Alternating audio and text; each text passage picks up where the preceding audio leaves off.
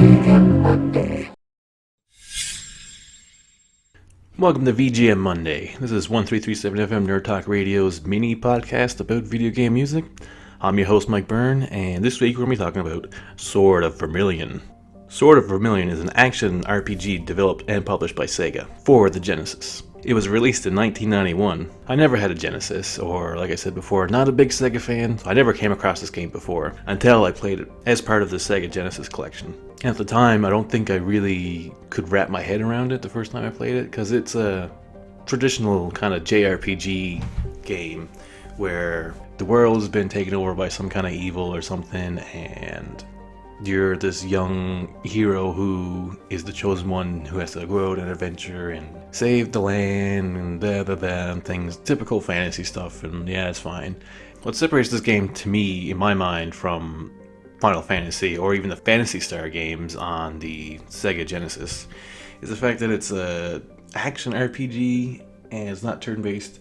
And there's just a lot of different kind of things going on in this game. Instead of taking a fantasy approach like Final Fantasy or a sci-fi approach like Phantasy Star, Sword of Vermilion takes on more like a medieval knight quest kind of theme to it, which I guess makes it stand out because there's not too many games that are just straight swords and sorcery like that. That's just kind of untreaded water for these kind of games. And there's lots of different angles and views and different kind of ways the camera moves around in this game, which is weird to say about an old 16-bit game on the Genesis, because there's the town view, which is like you would recognize as most RPGs, like an overhead kind of explore around, talk to people, move around like this, and you're like that in the overworld as well, the field, till you come across a random encounter where you go into battle view, which is a 2D action kind of mini little enemy rush, where this is an action RPG and not turn-based. You don't plan out your attacks and take turns with your enemy like this. It's you get randomly attacked and then you need to defend yourself against 1 or 4 enemies, like depending on the random encounter. And then when you enter a dungeon, it becomes first person, a lot like, you know, the very first Phantasy Star game or Ultima or some of the earlier Persona games. And then when you come across the boss again, it's a lot like the battle view because it's a side-by-side way again. It's just a little bit different.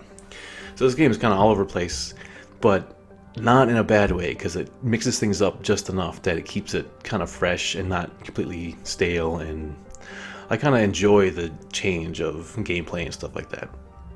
Although it is a pretty difficult game and it is pretty grindy in the beginning, so just be warned, if you are feeling brave and want to go back and visit this game, you're going to have to grind for a few hours and it's tedious. But what do you expect?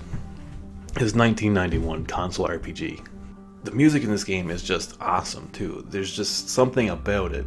It's just got this awesome mood and this amazing vibe to it where you can tell that there's just something sinister happening around every corner. Like, this is a bleak, dark kind of world. As bleak and dark as a world in a 16-bit Sega Genesis RPG could appear, the music really makes it seem pretty grim. Because most RPGs at the time, like, the town music is a little bit more cheerful, and it's just like a little background ditty that kind of gets you stuck in your head, and well, that's fine. And I like those types of music as well. That has its place, and that's fine. But this game, like right off the bat, after the first bit of story stops scrolling, you're thrust right into the first town, and this song we're going to listen to this week is the first track you hear when you start playing the game, and it's just, there's just something kind of dark about it.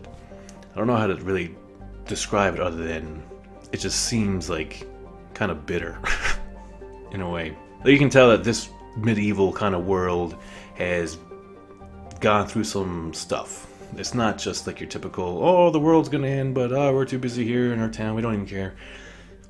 No, the people are not happy, and they know they're about to die, and it's pretty grim.